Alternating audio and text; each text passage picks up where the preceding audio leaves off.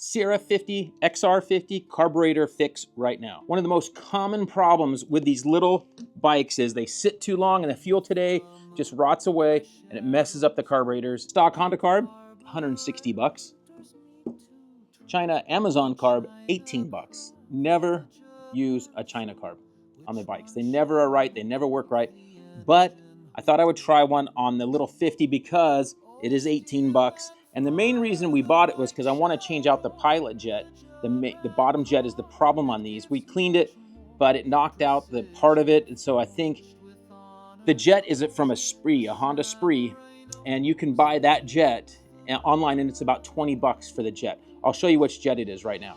My buddy Brad and I talked, and this is the jet that we need to change. I did get it clean, but it's a kind of a disaster.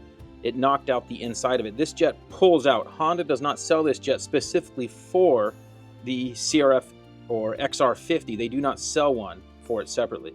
So in this case, we figured we'd buy the China carb and I could try just this jet. But what I figured is I'll try the carburetor first and see if it works. If it doesn't work, then I'm gonna pull the jet out of it and put it into this stock Honda Keihin carb. Now let's get this one installed and see if it works. We pulled out the slide. I think I'm even gonna try to run the stock slide and needle and everything. They say it's exact duplicate. We'll find out. But I for sure would not do this on like a CRF 450. It's never gonna be right. We'll see how this thing goes. It would help if I have the shrouds off for you to see in here better, but it's not too bad a job getting this carburetor in and out of here on these bikes.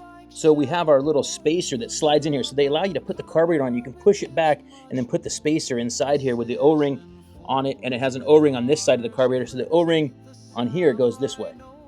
So I can just tighten these bolts by hand. If I push up on the carburetor and just give it some jiggles, you can get these bolts kind of all dialed in by hand quite a ways, like 3/4 of the way, easy or more.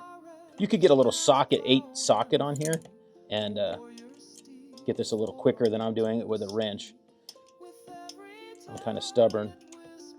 This one seems to catch threads sooner than the stock one. So let's see if that causes any differences. So we're almost fully tight. I just tightened up the rear of the carburetor right here at the clamp. We just tightened that up. It'd be a whole lot easier if you just took the shroud off, but I'm a little stubborn that way.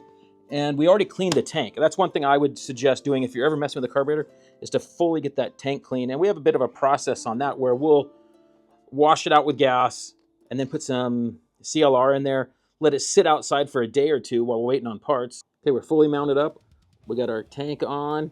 Choke is gonna go on up here, and we'll go give it a start. I did check the air screw. It actually has an adjustable air screw where our other carb actually didn't. Well, it was adjustable. You need a special tool. So I have it at 2 out. I don't know if it's an air screw or fuel screw. I'm gonna do some research on that, long story. Let's see if this thing works.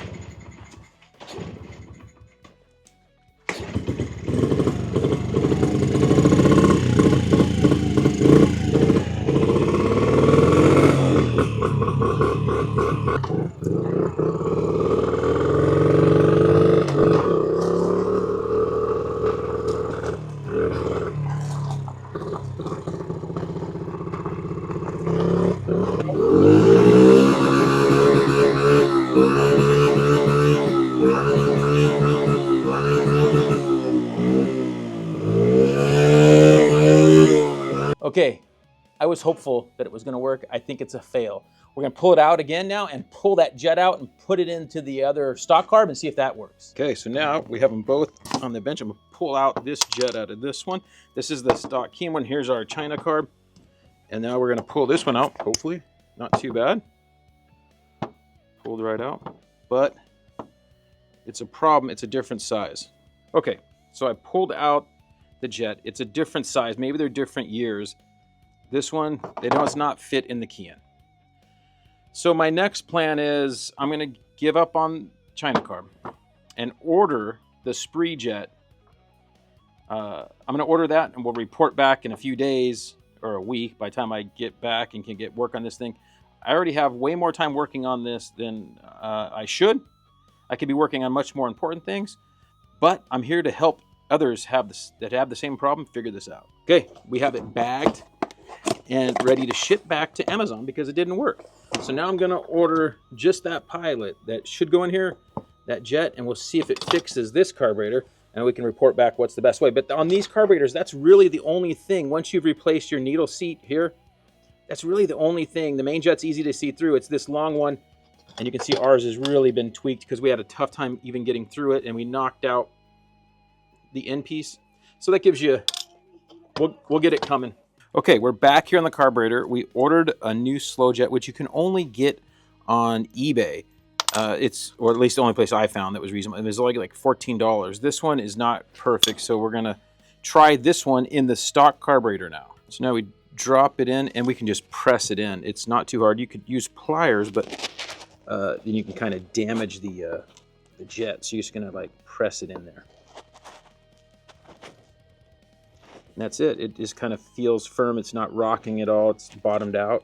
We'll have a link to this in the description of the video to where if you need to buy one. We also we got a carb rebuild kit that had the new jets and the new needle seat, but and this gasket, but it didn't have this correct piece. So this is what we need, and there's different ones, so it's a little confusing as to which one you need. But we're gonna try this and see if this works better than that China carb. So we're gonna drop this in here like that with our needle seat on there.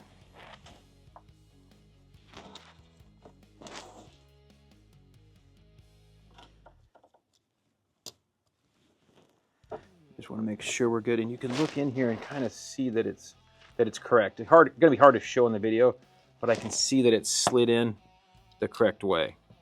We're just gonna tighten this up. You just get it snug. You don't got to go too tight on any of this carburetor stuff.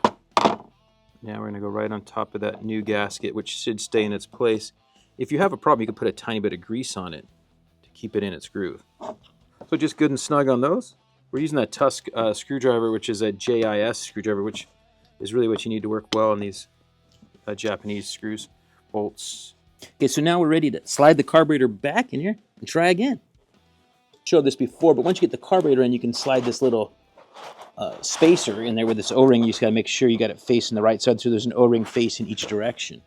So we've got a long 8 on this side. We can get on there with a little 1/4-inch drive 8, just like that. All bolted back up. Got the back of the carburetor tight, front gas line. Now we're going to turn the gas on and go try it out.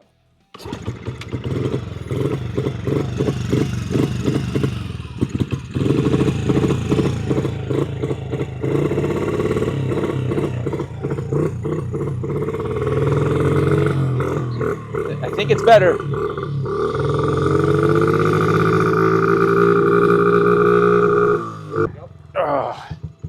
Failure. No good. After all that, still not good. Okay, so that was terrible. After trying all this, I think I'm just gonna buy a new carb.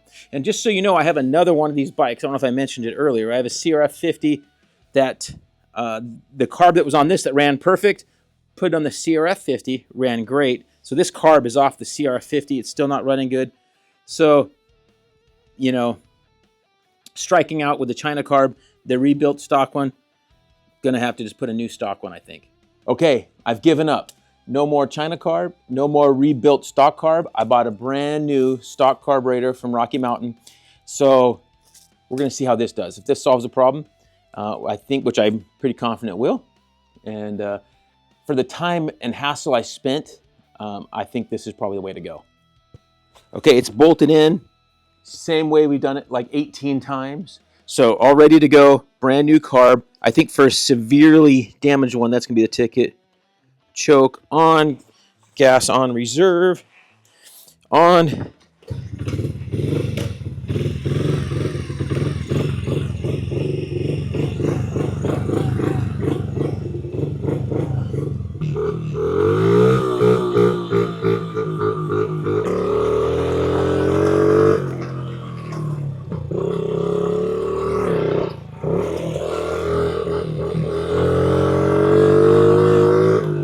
Turn that gas off, and you can ride it around or let it idle, but I like to just ride it around. We'll also give you another tip on draining the carburetor right here. If you want to prevent this in the future, look at this. We just drained all the gas out of the bowl. Now, these carburetor problems I've had are not from bikes or carbs that I've been the steward over for the most part, because I've learned my lesson 20 plus years ago. So you don't leave fuel in here. Also on these little bikes, I've started running avgas in these things, at least mixed or straight, because they get ridden so little around what we have, and it stays so much longer better. These jets will get clogged so easy. So if you want to prevent this in the future, keep this bowl drained at all times, because it can take just a week or two in the summertime heat, whatever, it'll clog up with the fuel we have nowadays. All right, that's a wrap. So keep those carburetors completely drained of fuel when you're not using them. On these little bikes especially, they go really quick.